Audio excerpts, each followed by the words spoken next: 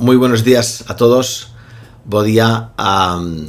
Estoy encantado de poder participar en esta jornada sobre a música mecánica. Lástima que no pueda ser de forma presencial, pero bueno, ya nos vamos acostumbrando a estas condiciones telemáticas, ¿verdad? Dar las gracias al Consello da Cultura Galega, también a don Alejo Amoedo por pensar en mí para esta pequeña charla sobre la pianola, un instrumento que realmente es, por la relevancia social y comercial que tuvo a principios de siglo, pues es aún un fenómeno poco conocido. Con lo cual, pues voy a estar encantado de hablarles durante un ratito sobre cómo desde la musicología nos aproximamos a este artefacto y cómo estudiamos a partir de sus soportes sonoros, que son los rollos de pianola. Voy a partir mi charla en dos partes. Una primera parte que atiende a cuestiones de contexto y un poco a explicar las tecnologías asociadas con los distintos tipos de pianola que existieron, para después poder hablarles de forma más concreta sobre esta parte de investigación y de análisis, incluso de las interpretaciones pianísticas a partir de rollos de pianola.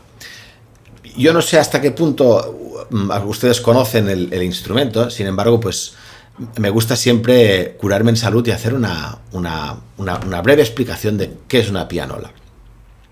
Si se fijan en estas cuatro imágenes, vemos en primer lugar una pianola partida por la mitad, que nos permite ver el sistema neumático. Una pianola en realidad es por lo general entendemos el concepto de pianola como un piano que incorpora un mecanismo neumático que permite una reproducción semiautomática de la música. Vamos a hablar después de por qué es semiautomática y no automática. Fíjense que vemos uno de los dos pedales que el usuario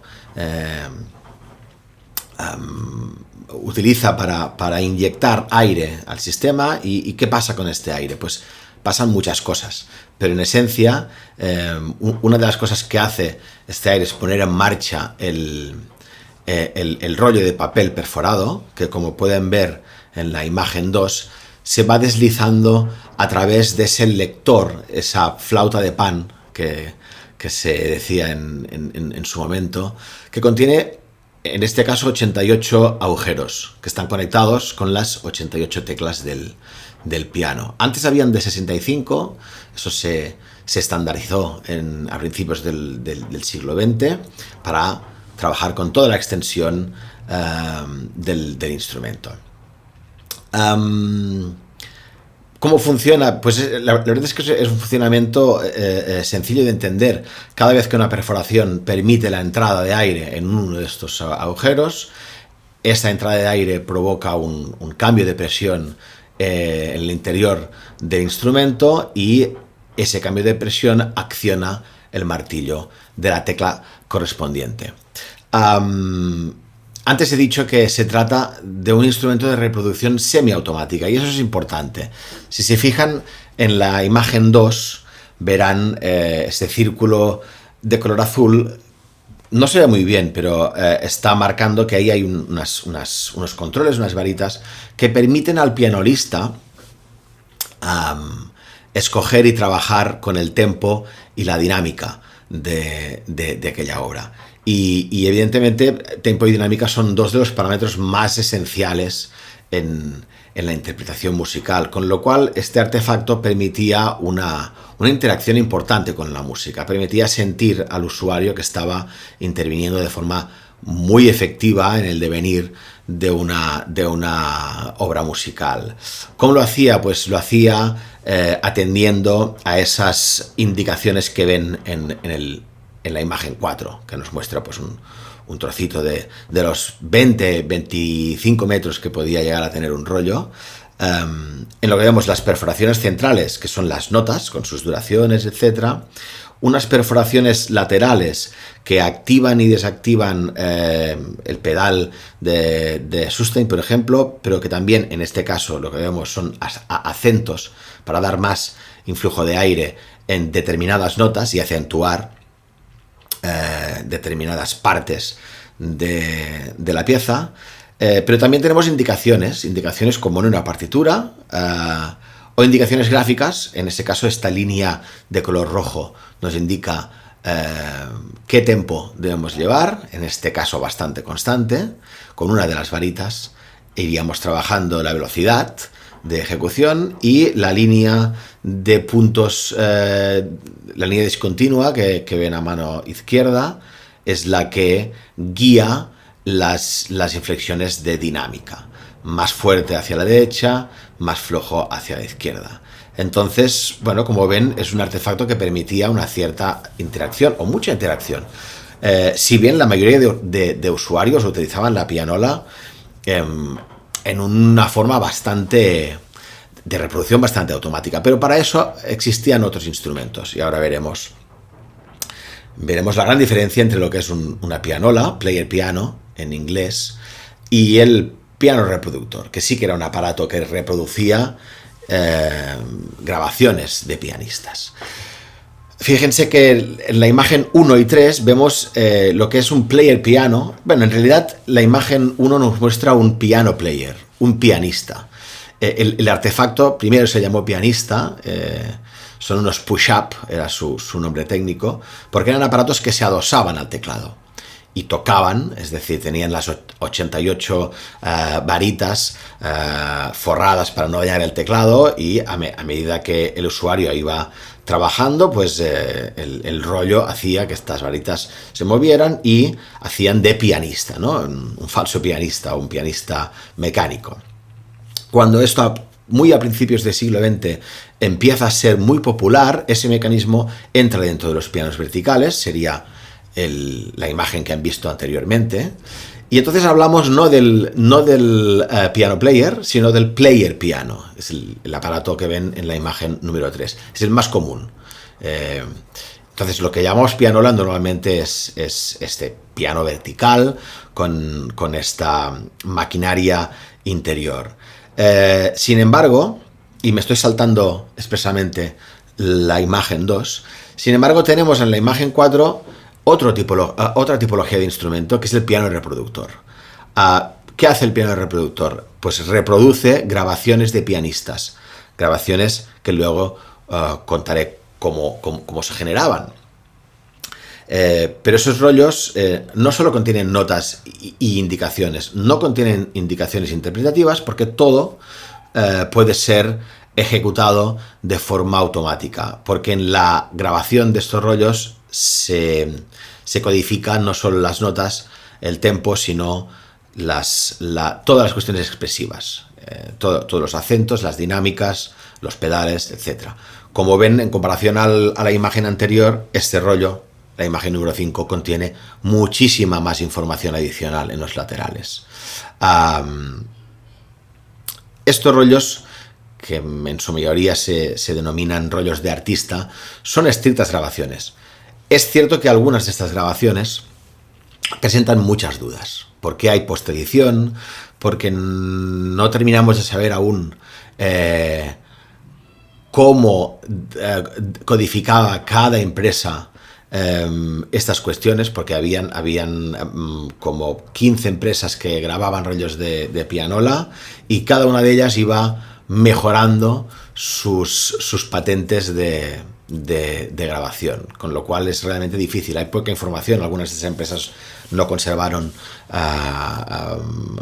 documentación técnica, y entonces, bueno, hay información sobre algunas, sobre las majors, digamos, pero aún quedan algunas lagunas importantes por resolver. Entonces, no todas las tipologías de rollo para piano reproductor se pueden considerar estrictas grabaciones, pero algunas sí que nos permiten escuchar la grabación de grandísimos pianistas de la época. Estamos en los 30 primeros años del siglo XX. Entonces, fíjense cómo hay una diferencia cuando hablamos de la relación entre tecnología y usos y funciones. porque si bien la pianola tradicional es un instrumento que está pensando en la interacción musical, el piano reproductor, en cambio, es un instrumento que está pensado como un reproductor de música. Que curiosamente vendría a ser quizá el único reproductor de música que supera la alta fidelidad.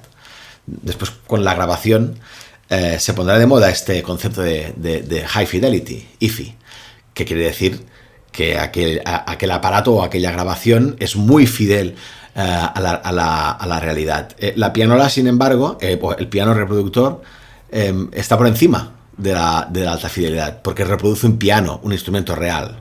Con lo cual es realmente una rara avis. Entonces, empecemos por ver estas dos tipologías. Esto es una pianola tradicional.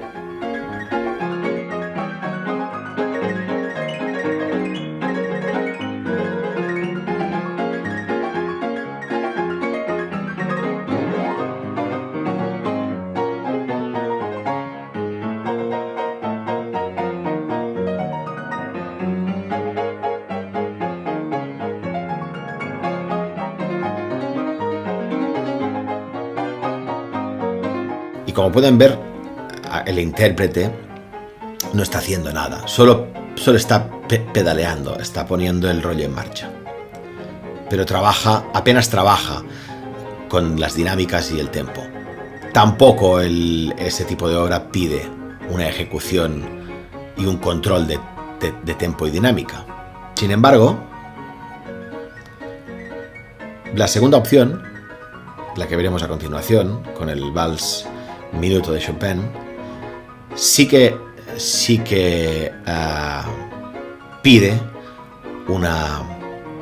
un cuidado sobre el tempo y la dinámica. Y fíjense qué diferencia hay. En los dos casos son pianolas convencionales. Bueno, la primera es lo que acabamos de ver y escuchar es un ejemplo de player piano. Y en cambio ahora vamos a ver qué pasa cuando trabajamos con un altísimo nivel de interpretación, como es el caso de Julian Deere, que es uno de los pocos pianistas que conserva la técnica de interpretación, en este caso con una pianola push-up. Y van a ver pues, la técnica de interpretación, tempo, dinámica y pedales.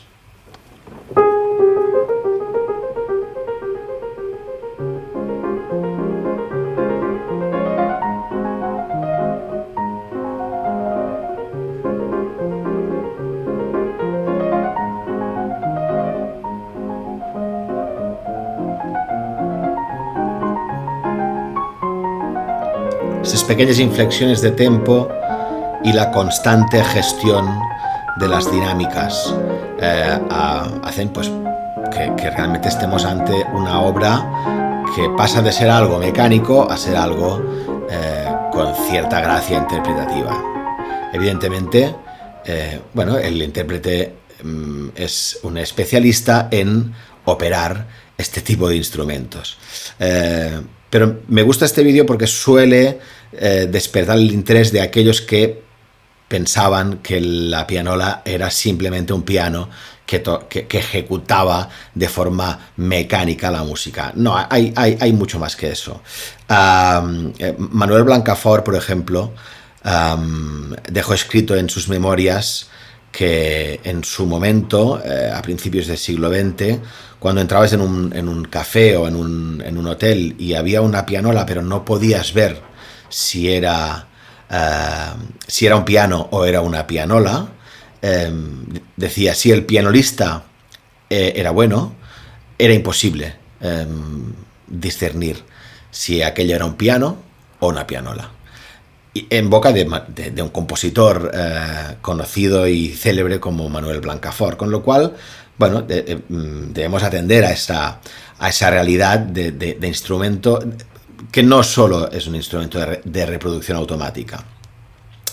Más allá de esto, pues tenemos experimentos con rollos de piano reproductor, como por ejemplo el concierto para piano de Edvard Grieg, que fue grabado por Percy Grainger en el 16 y que en los años 80, en una sesión de los Proms,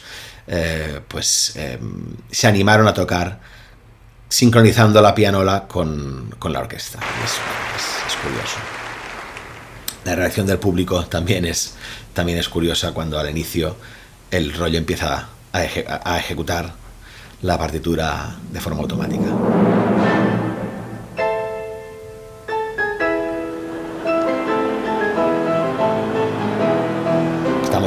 Estamos en los prompts, con lo cual hay esta distensión, ¿no? Sin embargo, pues esto es un rollo para piano reproductor. Las líneas permiten al director mirar desde un monitor cómo se va ejecutando la música para sincronizar bien el rollo con la partitura. Sin embargo, existe entre la orquesta un especialista, que es Rex Lawson, que también trabaja para que no se desincronice el rollo de la orquesta.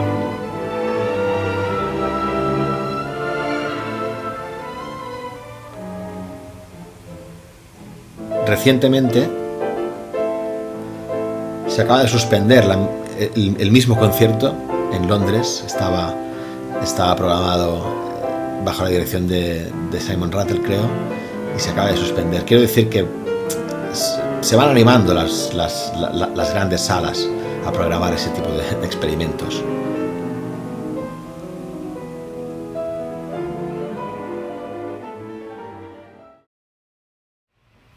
Estas son imágenes del proceso de grabación que era muy curioso. Insisto, cada empresa tenía sus propias patentes.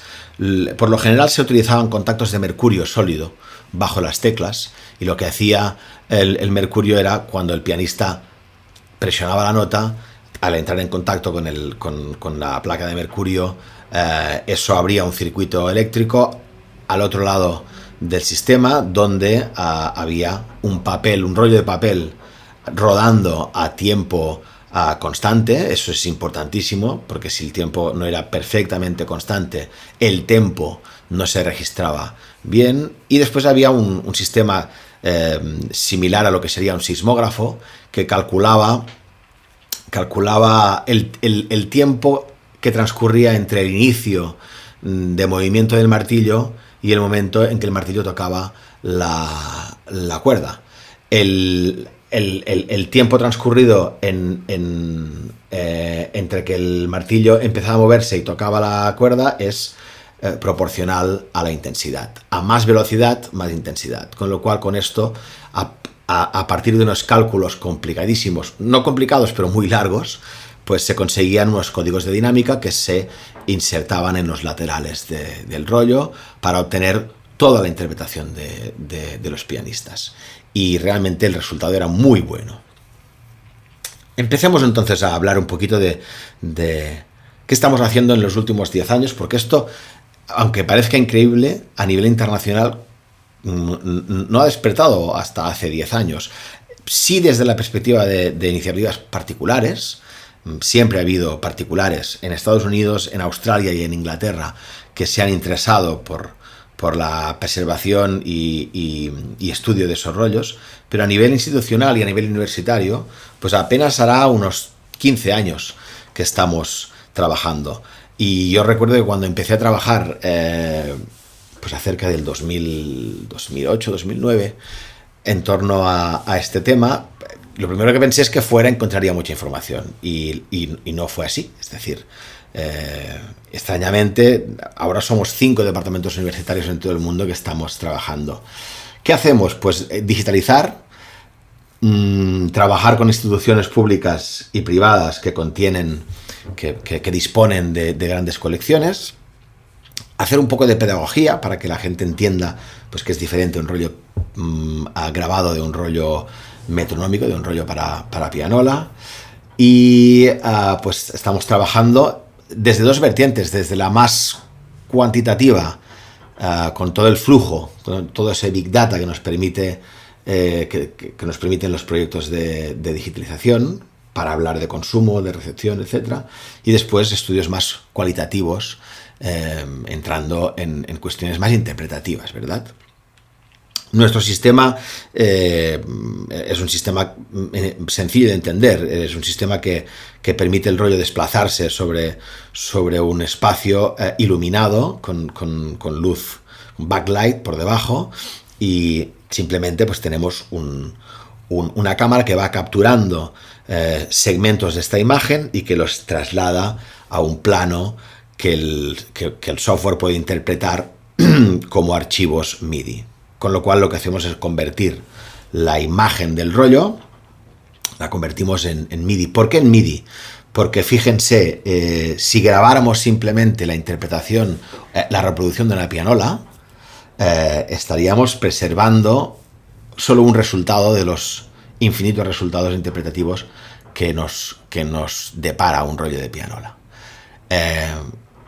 Caso distinto son los rollos de piano reproductor. Sin embargo, el hecho de tenerlos en MIDI nos permite tener en vivo aquella información que siempre es modificable. El archivo MIDI lo abrimos desde cualquier secuenciador MIDI y siempre nos permite obrar de nuevo sobre tempo, dinámica, etc. Con lo cual, ahí trabajar con la tecnología MIDI se hace imprescindible para preservar esa variabilidad infinita que tienen los rollos de pianola.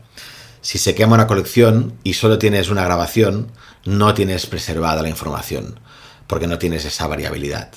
Si se quema una colección y tienes el MIDI, puedes replicar el rollo y puedes volver a ejecutarlo de las 1000 maneras que te permite un rollo de pianola con todas sus posibilidades.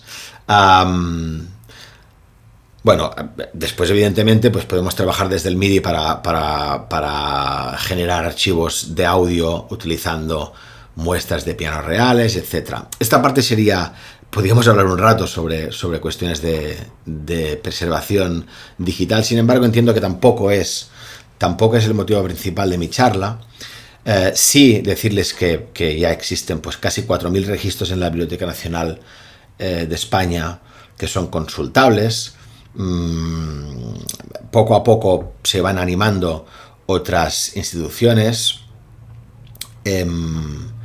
Con todo ese material, desde la universidad lo que podemos hacer es pues trabajar en proyectos que recalan el tema de la oferta, de la demanda, que pueden reseguir los mercados que eran realmente importantes, los mercados de la pianola o el mercado de la pianola. Fíjense, en España pues habían hasta más de 20 empresas que se dedicaban al rollo de pianola, con 3 grandes fábricas. La mayor fábrica de rollos de pianola estaba en La Garriga, cerca de Barcelona. Era Rollos Victoria, que como ven en esta gráfica pues tenía una parte del mercado, era la líder del mercado estatal. Incluso pues era un gran problema para multinacionales como por ejemplo Aeolian, que vendría a ser pues la gran major de la pianola, o Pleyel, grandes empresas internacionales que realmente no conseguían el monopolio en el mercado español, porque existía esta gran empresa Victoria que tenía rollos muy bien hechos, solo rollos metronómicos. No llegaron a comercializar grabaciones, pero sí hicieron alguna grabación. Después escucharemos una. Entonces, pues viendo, por ejemplo, haciendo una triangulación entre lo que nos cuentan los catálogos, que es lo que se ofrecía desde las empresas, y viendo la demanda, estudiando las grandes colecciones públicas, que viene a ser pues la suma de donaciones aleatorias, pero también las colecciones privadas, que son muy interesantes porque son el testimonio del gusto particular de una familia adinerada de la época. Tenemos muchísimas colecciones a estudiar, y esta triangulación nos permite pues reseguir algunas cuestiones. Pues por ejemplo, si nos fijamos en los compositores más ofertados en Victoria, que es el catálogo más importante del mercado español, pues ahí vemos pues este protagonismo deducible, ¿no?, del canon romántico. Chopin, Beethoven siempre se lleva la palma, Wagner, pero fíjense cómo se cuelan ahí Guerrero, Alonso, Amadeo Vives, Serrano, Clará, con lo cual, bueno, es algo que ya sabíamos, que se consume mucha zarzuela y mucho canon romántico, que se consume en este momento muy poco barroco, cosas que ya sabemos pero que estamos corroborando con unos flujos de información muy importantes. Pero hay cosas que quizá no teníamos tan claras y que son interesantes de corroborar. Por ejemplo, hay figuras de compositoras femeninas. Ahora me viene a la cabeza pues Cécile Cheminade, compositora de música, digamos, ligera, pero que en este momento está vendiendo miles y miles de rollos, que en cambio después ha sido un nombre olvidado, ¿no? Incluso pues hay la posibilidad de hacer un poco de musicología en clave de género también, muy interesante toda la parte del discurso mediático, de los carteles y de las promociones de la pianola, donde ahí sí hay la posibilidad de reseguir cuestiones de género muy interesantes. Entonces, pues cuando miramos qué se oferta en relación a lo que vemos en las grandes colecciones institucionales, pues vemos si hay una correlación y normalmente pues esta correlación nos dice cosas interesantes. Vamos a hablar un poquito de música galega. En la Biblioteca Digital Hispánica pues hay bastante representación de compositores galegos. Por ejemplo, ahí vemos el Alborada de Pascual Veiga, que está en 4 editoriales distintas. Bueno, en 3, porque las 2 de abajo son Victoria, pero son 2 versiones. Es la misma versión, pero en 2 tecnologías distintas, una con acentos y la otra sin acentuaciones. Entonces, bueno, podemos escuchar alguna cosa, por ejemplo. Claro, lo que ahora van a escuchar es un rollo que está digitalizado a través de la tecnología MIDI, está pasado con un sampler, con muestras de piano de cierta calidad, pero que no tiene la vida interpretativa, no tiene ni los acentos ni los cambios de dinámica que le aportaría un pianista.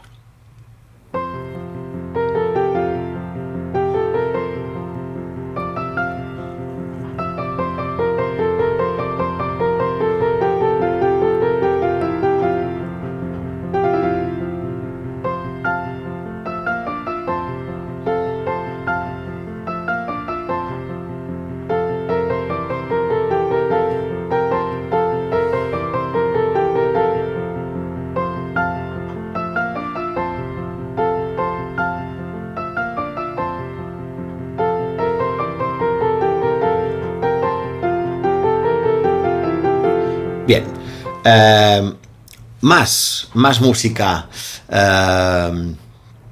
de compositores galegos. Canuto Berea, por ejemplo, La Alfonsina, en una edición de Rollos Victoria, también, insisto, una versión en la que escuchamos la música de forma metronómica, pero que, bueno, suena aceptablemente bien.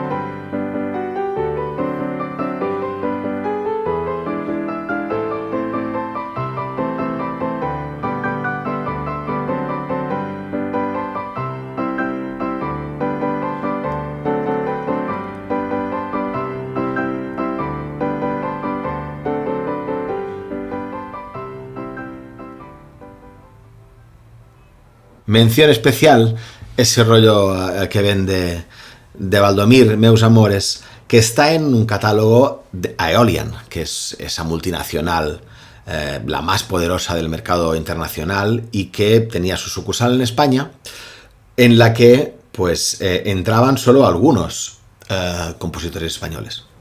Entraban los compositores que tenían más tirada, ¿no? Entonces es interesante ver dónde se ponía el threshold, ¿no? El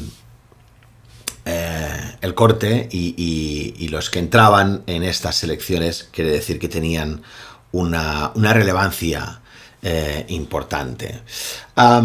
Pasando a lo que sería el análisis o la investigación sobre rollos de piano reproductor, verán que comparado con los rollos metronómicos, un rollo de piano reproductor pues suena realmente distinto, porque contiene toda esa información adicional de la parte interpretativa. Ahí ven a Granados en los estudios de Hapfel en 1912, grabando La Maja y el Ruiseñor. Es especialmente una de las grabaciones que a mí me parecen más estremecedoras de Granados, sobre todo si la puedes escuchar directamente en un piano reproductor.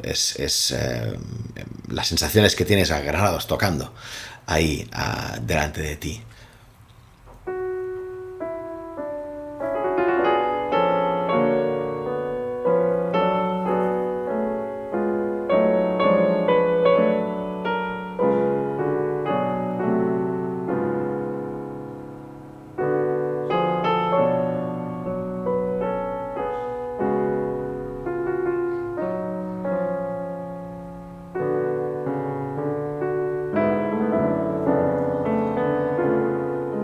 Bien.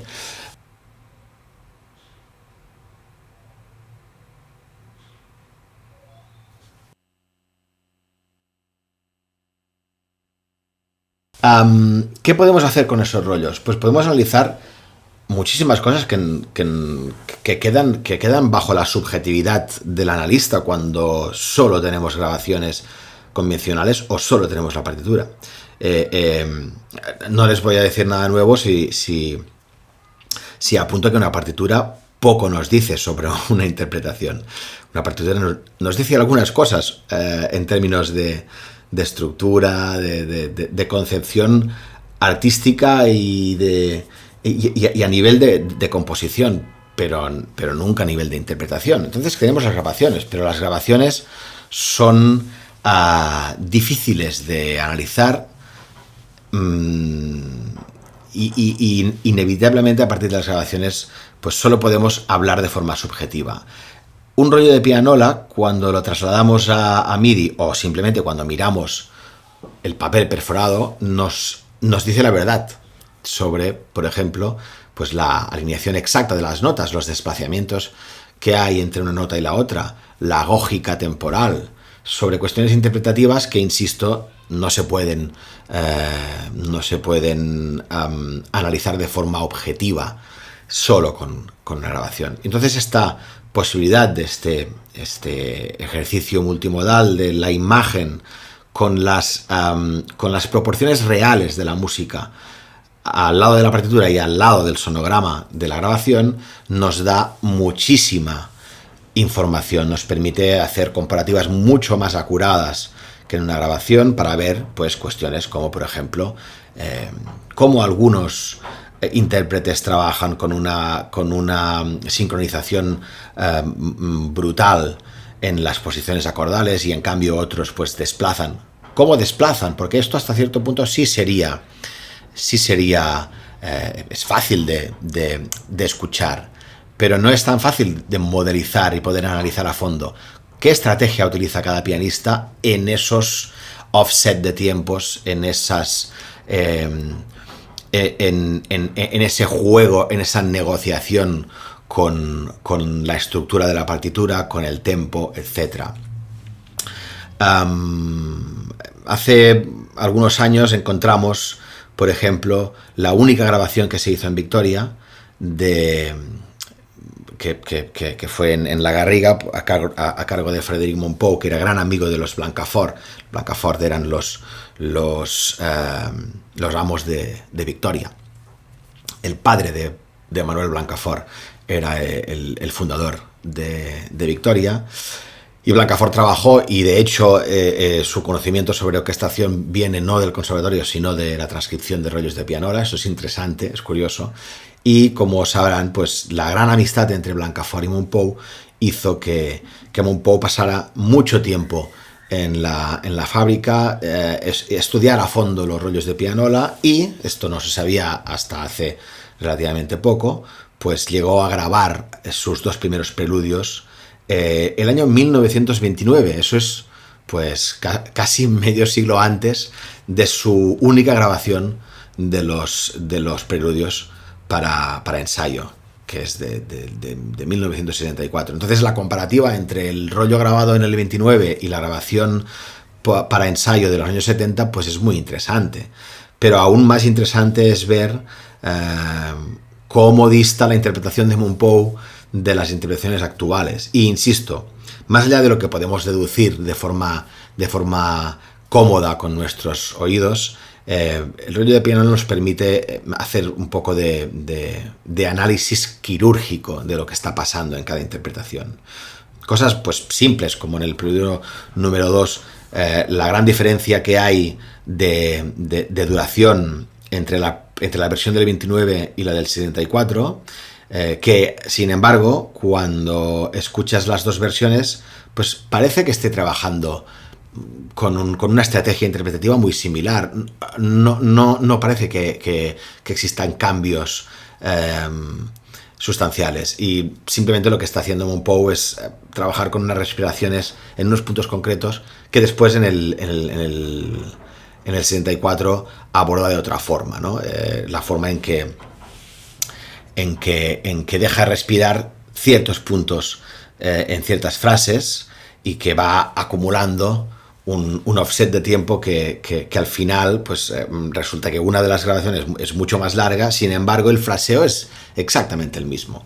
Esto es interesante.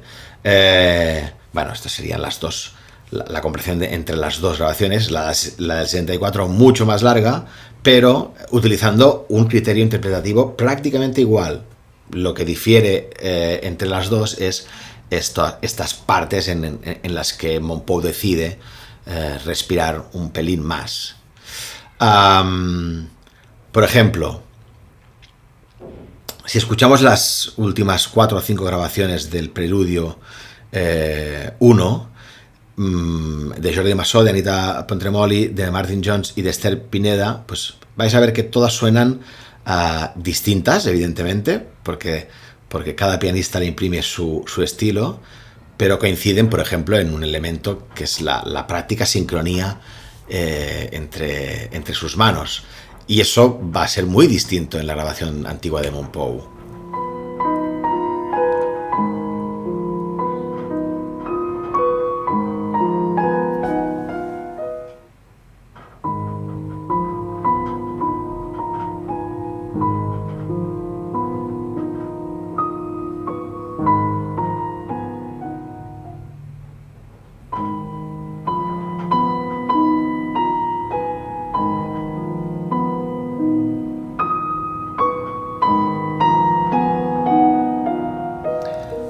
Aún sonando distintas, tienen en común esa sincronía entre mano izquierda y mano derecha, esa práctica sincronía, que insisto, difiere muchísimo de lo que los especialistas pues denominan la dislocación propia de los pianistas anteriores a esta tradición, que veremos de forma clarísima en Montpou, de forma exagerada, incluso sorprendente. El grado de dislocación es muy alto. Pero esto los pianistas y los expertos en teoría de interpretación lo saben desde hace años. Lo que no hemos estudiado es de esta forma quirúrgica los porqués y de qué forma cada pianista abordaba ese gusto por la dislocación y esa agógica rítmica tan particular de la escuela anterior a la escuela moderna. Yo hace poco hablaba con Carolina Estrada, pianista que está en Suiza y que es especialista en granados, pero también ha trabajado mucho en Montpou. y me decía, estoy experimentando con rollos de pianola y estoy sincronizando mis interpretaciones de granados con las de granados en rollo.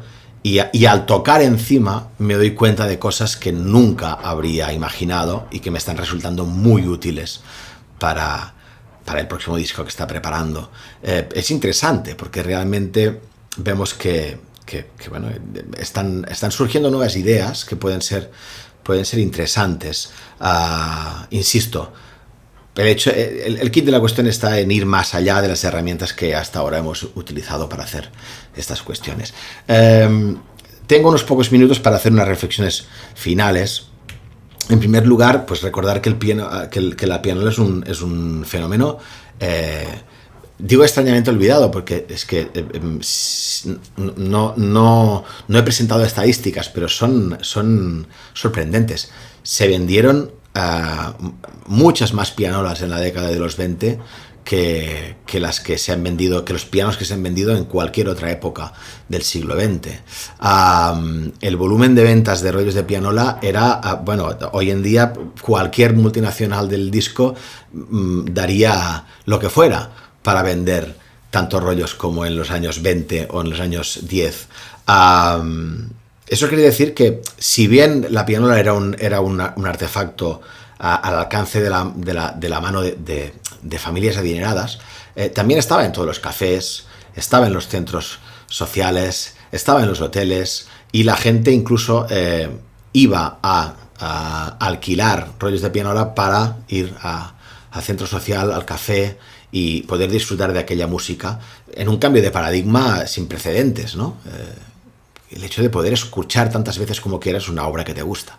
Eso que lo atribuimos al cambio de paradigma del disco es anterior, bueno, es coetáneo, pero en realidad, hasta que no se consolidan los mercados del disco, el gran protagonista de la difusión masiva de música es la pianola, sin duda. Por lo tanto, recuperar ese patrimonio sonoro histórico nos puede dar grandísimas alegrías, porque viene a matizar la tira de cosas que hemos estudiado, sin tener en cuenta que había una parcela sonora que estaba ahí por estudiar, y estamos en ello. En lo que concierne a la interpretación, hay que ser muy precavido, porque las tecnologías son complejas y no todas son fiables. Pero bueno, al lado de un cilindro de cera o de los primeros discos de piedra, pues la calidad que nos dan estas grabaciones, la verdad es que es como para tenerla muy en cuenta, ¿verdad? Nada, ha sido un placer, les agradezco mucho su atención y nada, esperemos vernos en otra ocasión.